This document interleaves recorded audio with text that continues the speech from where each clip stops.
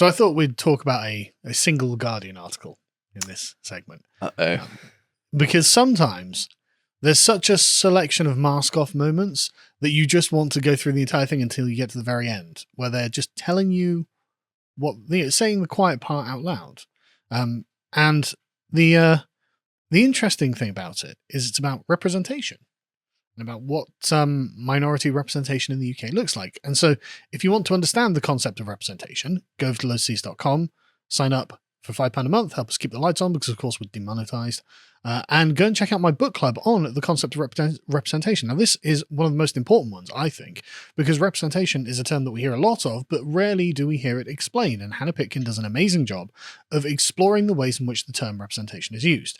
And at its most simple, it is used to say, well, something absent is being made present in its absence. So what is being made present while it's not otherwise here is what a representation is. And that's actually important when you think about, okay, well, let's talk about representation.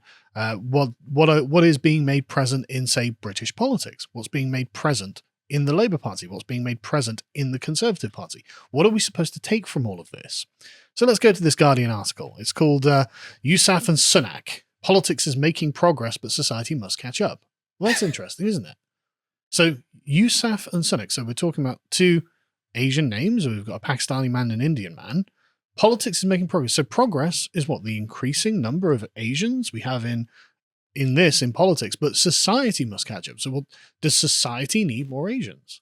Well, apparently the argument? The demographics of Britain are simply offensive to whoever this Guardian writer is. And I feel like, judging from the name, they have a vested interest as well. Well, that's another point, isn't it? Sundar Katwala, that's an Indian name. Mm-hmm. So, okay. So we have an Indian man saying, okay, we need more Indians in Britain to represent India in Britain. Why? I thought you wanted independence from Britain. And I thought there was a good thing that India had independence from Britain. Why does India now have to come and colonize? I didn't want to say it, but that's kind of what Sundar's saying, isn't it? You know, I mean, I'm sure that someone like Winston Churchill would have been like, well, we need more Smiths and Joneses at the top of Indian politics. And so it's kind of like, it's got this weird inverse colonial attitude that Sundar's putting across. And so this is why I wanted to cover this, because it's like, look at the subheading there. A truly equitable country is some way off, despite recent successes at the very top. It's like, right, so we can be ruled by Indians, but that's still not a fair society. But it's a weird framing as well, because they're just saying equitable in the racial sense, aren't they? In the yes. They mean purely race, but Rishi Sunak is like a billionaire, isn't he? A multi-millionaire. Billionaire Hindu. Yeah. So I don't know whether that's helpful for Guardian's concept of equitability. Well, that's the great question, because he's the MP for Richmond in North Yorkshire, which is like 96% English and an average salary of £23,000 a year. In what way does Rishi Sunak represent Richmond? I mean, he was born in Southampton, raised in Southampton, went to a private school, married an Indian billionaire's daughter. He is in no way representative of Richmond. And so, but politics is making progress. So that's progress, right? So to have an Indian billionaire ruling over the English Yorkshireman, that's progress. Right, okay.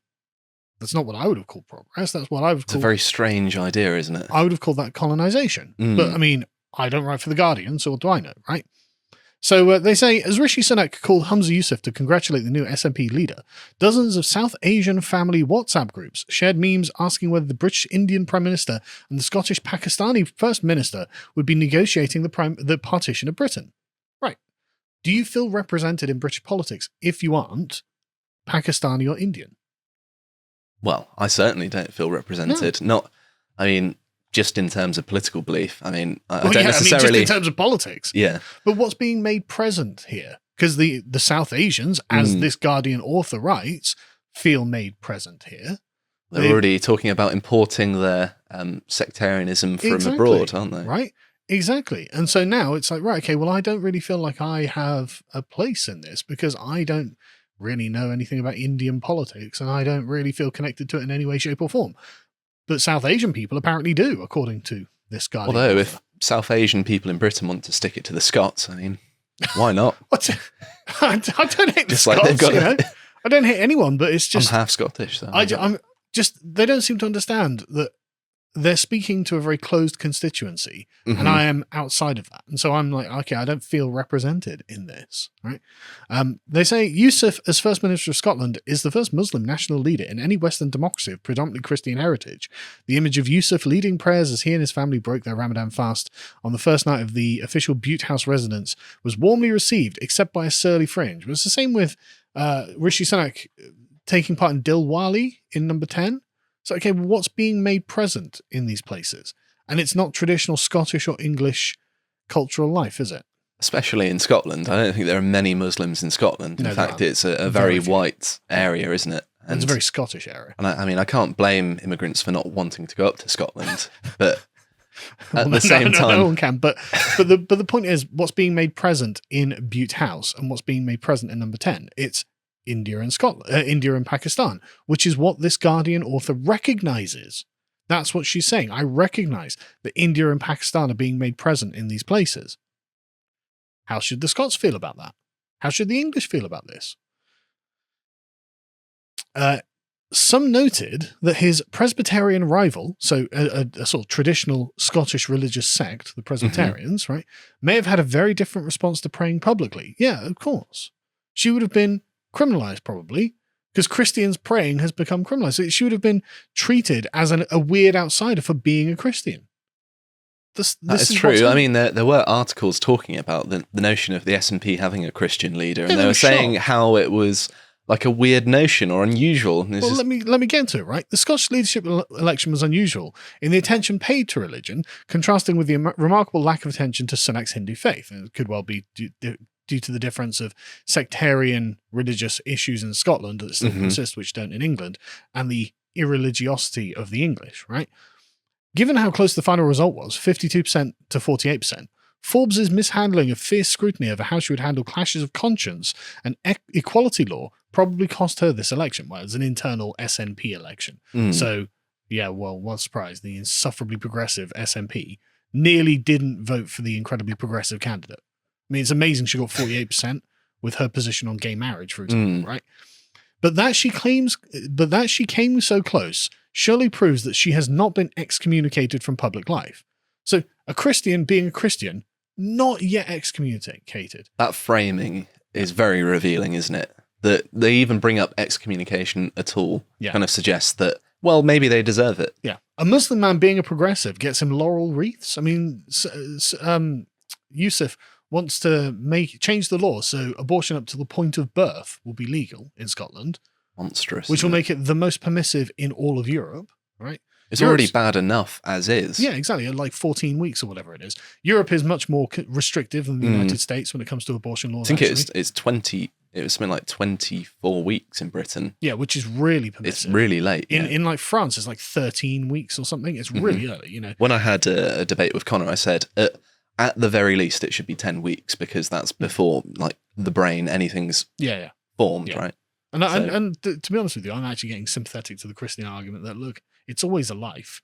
So it's a good point. Well, my perspective on it was that I don't know enough about it to restrict people, but I personally wouldn't want to do it. No, I mean, it's an evil either way. You know, maybe you could argue it's a necessary evil, but it's an evil either way. But the point is, a Muslim man being progressive gets him all of the plaudits that he could ask for. A Christian being Christian, now we're talking about excommunicating her, and we're disappointed that she's not been excommunicated, right? They carry on. King Charles, okay, well, here we go. Surely the English can find some representation in their king, right? No. Well, he's an instinctive yeah, but he's still the King of England, right? An instinctive multiculturalist will find it serendipitous to have acquired in 6 short months both a Hindu Prime Minister of the UK and a Muslim Prime Minister of Scotland to invite to witness being crowned by an Anglican bishop in Westminster Abbey next month. Right.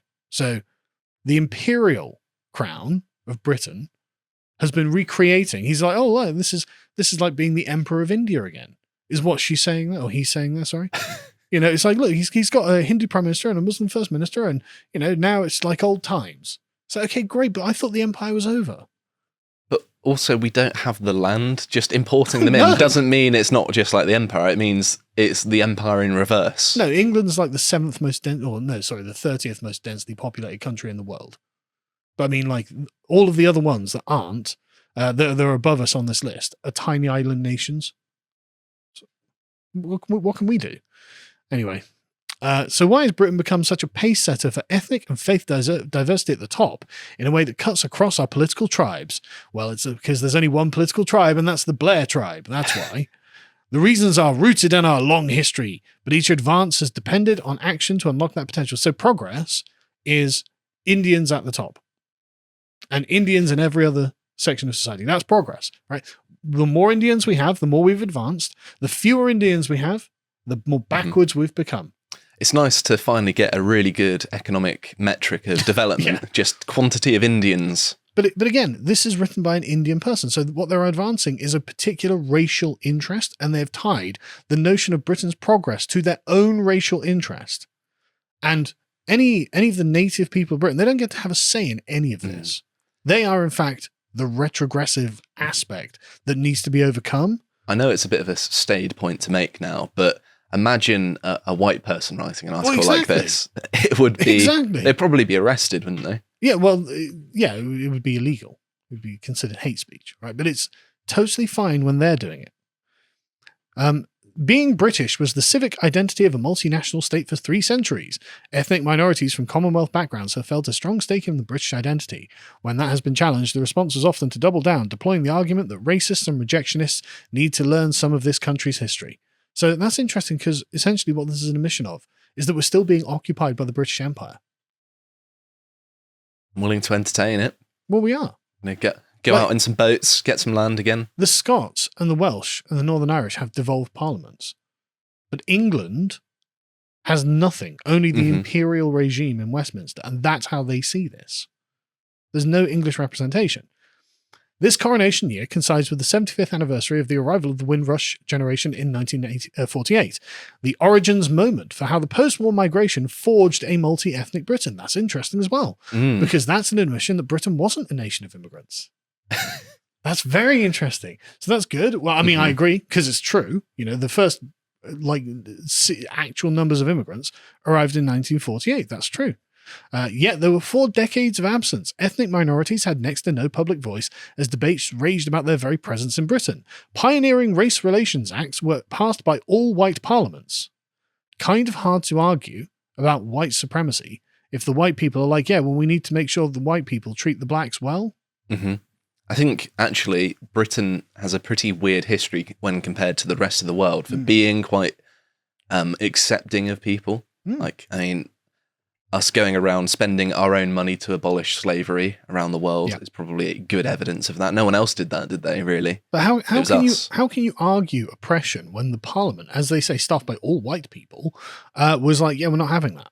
You can't argue that you've been systematically oppressed then. Right? And it was through moral arguments. It wasn't like there was political pressure being put on them. There wasn't this large block forcing them to make this concession. They chose to do it on their own. It was totally from a moral perspective. To have ethnic minority MPs in a parliamentary democracy, it is not enough for political parties to want to be fair to hopeful candidates. They need to believe that voters will be too. Well, how did you end up with any minority MPs if the voters are not accepting of minorities? I mean, no one's complaining that Rishi Sunak's Indian. Like, no one complains about that. I don't necessarily care what someone looks like. If they have my politics, then fine. But this person is making it about identity. And it's like, okay, well, what does he see represented there? And, okay, well, why, you know, if this is the route you're going down, well, I don't feel very represented by Rishi Sunak. I don't think the people of Richmond feel represented by Rishi Sunak. I don't think the people of Scotland feel represented by Humza Yousaf. Well, they're not. Exactly, they're literally not. I'm pretty sure most Scots don't want to be criminalised in their own home for their speech, do they? But the South Asians do feel made present by this. This is the thing that is important. Exaggerated pessimism about public prejudice was a brake on change as well as well into this century. To have ethnic minority national leadership sets a higher bar. These are macro-symbolic roles, so it depends on the minorities being seen as fully part of the national us, equally capable of representing everyone. This is unlikely to happen if social relationships between those from the majority and minority run along them and us lines of mutual mistrust. And if progressives see ethnic minority politicians as representatives of minority communities first and foremost, that too could prove a barrier to national leadership. Well, I mean, you do see them as representatives of minority communities first and foremost. You do frame everything in terms of them and us, and yet we still have minority national leadership. So that implies that the left-wing framing isn't actually as powerful as they think. She carries on. He carries on. I don't know why I keep saying she. I didn't even pick up on it, sorry. There were just 2 Muslim MPs in 2001, yet 19 were elected in 2019, a majority of whom are women. This surge in British Asian leadership comes before Britain has seen a black party leader. So what? Yeah. So, in the words of Sajid Javid. Yeah, exactly, yeah. So what? It partly reflects demographics. Asians make up 1/10 of the population, Black Britain's 4%, but it may reflect contrasting group reputations, stereotypes too. So even though they're like literally all of Asians in this country are 10%, so Pakistanis like 4%, Indians are like 4%, Sikhs like 2% or whatever. It may reflect, these reputations, but it's not enough. It's not enough. We need more and more and more, even though it's 19 MPs were elected. They want to carry on until things are like TV adverts where it's like spot the white person. Well, it's literally the English are not represented on their own TV. That's what they're aiming for, right? We should be clear what more diversity at the top will not automatically achieve. We have more open elites by ethnicity, faith, and gender and sexuality, primarily for those with educational and professional credentials of the existing establishment. Yes, so they were brought in to the elite for some reason. And I find it bizarre. Why would any elite be like, yeah, well, we'll just bring these foreign elites? Why would we do that? Why would any elite? Well, it's a veil of progressivism, isn't it? It's like, I've got this collection of token people who are going to make me not look racist. That sort of thing, isn't it? I guess it must be. More diversity in politics might see more polarization on race, with the right finding greater confidence contests the left's previous dominance. Oh, at least we admit that the left has been dominant. That's a rare admission, isn't it? Incredibly rare. Like, you see why I wanted to go through this article, right? It's very rare that you get such a mask-off moment. Yeah, the left has been dominant in this country since 1997. Thanks for admitting it. Asian and black politicians can choose to be bridges or culture warriors in the media and politics, just as their white colleagues can. So really. Oh, they're allowed to make up their own minds. But are they, though? Are they? Whenever a white politician was like, we've got to do something about those grooming gangs, they literally got pilloried as being a racist. Mm-hmm. And now that Suella Braverman and Rishi Sunak are doing something, they can't just say, well, he's a racist, she's a racist because they're brown. So they're like, well, the dog whistlings are racists. I think what they could say is they're not being actively persecuted criminally for their views. Well, it's the most charitable unlike Tommy Robinson. So whether diversity leads to policy change depends on the choices made by governments. Sunak's bulging in tray makes him unlikely to give race as much priority as Theresa May or David Cameron did. But why did they? Didn't they have the same pressures that Rishi Sunak has as Prime Minister? No, apparently not. But I like that Rishi Sunak's like, yeah, I'm not going to care about race that much. The Guardian's like, oh, that's a problem. That's going to be really tough for us. You can't call him racist because he's not white. And Rishi Sunak's just like, well, I'm just going to do something. I mean, I don't even like Rishi Sunak. No. But he's obviously not nearly as bad as like someone like Hamza Yusuf. Anyway, they finish with, while national politics has set the pace, there should be pressure to emulate that elsewhere. How can newsrooms and lobby journalists keep pace with the ethnic diversity of the Commons? All right. Well, the Guardian's going to have to fire more white people, I think. But it's just remarkable, isn't it? It's just remarkable. Despite a succession of ethnic minority chancellors, no FTSE 100 firm has yet promoted a British-born ethnic minority employee to the job. Well, look, just find a brown person, right? That's what the Guardian is demanding. That's all they've ever demanded. Progress in politics, as they say, sits in stark contrast to what Louise Casey's review of the Met Police shows about how badly policing got stuck. Again, literally they're demanding, look, we just want brown people. They've got to be brown. If they're not brown, it's not progress. But that's what they're saying. They're not applying to join the Met. No, they're not. The Met are struggling desperate. They're struggling to keep people. Communities. Yeah, that's exactly true. But this is remarkable, isn't it? Right? Again, despite a succession of ethnic minority chancellors, no FTSE 100 firm has promoted a British-born ethnic minority. Progress in politics sits at stark contrast to this. As in, progress in politics is measured only by the number of brown people. That's it. That's the metric they use. That's the only one they have, right? The charity sector, too, lags behind, struggling to turn anxious conversations about diversity deficits into action to address them. Every institution of economic and cultural power must find more confidence about how to make the increasing diversity of Britain an everyday norm at all levels. It should not just be politics leading this race to the top. And now, someone might ask, well, hang on a second. Why the Conservatives?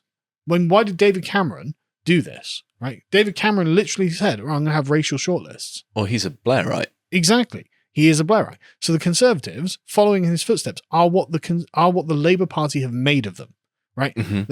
The Labour Party, the Party of Socialism, have turned the Conservative Party into the party they wanted them to be. Right? Do you know who Sundar Katwala is? I don't know. As you can see there, the director of British Future and the former General Secretary of the Fabian Society. It all makes sense. The Fabian Society. The Fabian Society's logo is a wolf in sheep's clothing. I'm not joking. It's a wolf in sheep's clothing because they realized at the beginning of the 20th century that actually a revolution wasn't going to work in Britain. And so they would, by slow incremental progress, bring socialism about by pretending to be the sheep. Stark, isn't it? God save Rishi Sunak. If you appreciated that segment from the podcast The Lotus Eaters, you can go to lotuseaters.com to get access to all the premium content that's on the site, such as the Brokenomics series, this episode on the business cycle. If you'd like to find out what's being put out, you can follow on Getter at lotuseaters_com on Getter. Thank you and goodbye.